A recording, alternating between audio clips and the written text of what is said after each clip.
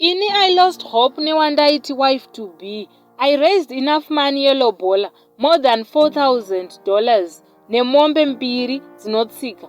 Ndakapiwa nevabereki ndichida kunomuroora zvine kachiremererawo. Imwe Sunday morning akauya kumba kwangu achiti ari kuda mari yekuenda out nemafriends ake for the last before lobola.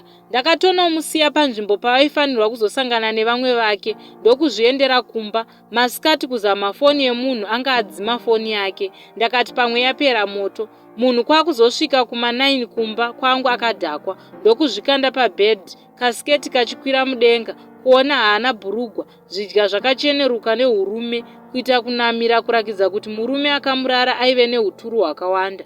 Ndakamboda kumudzingira panze. Ndakazongoregedza hangu kuseni munhu kuda kumubvunza anga ave kunyaranyara, ave kuti mafluids aibuda pandai kufunga kutondiita grade 1, kutomuti ko Bhurugwa haachatozivi kuti riripi.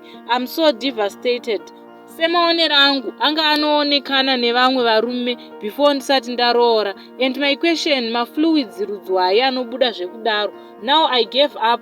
Amai vangu ndakavaudza vakambodawo kundisimbisa pachikuru, but appetite yangu kwaari yapera ndozozvionawo.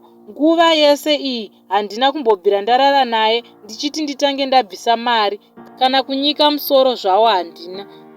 Ndarwadziwa ndakutotanga from scratch, by the way.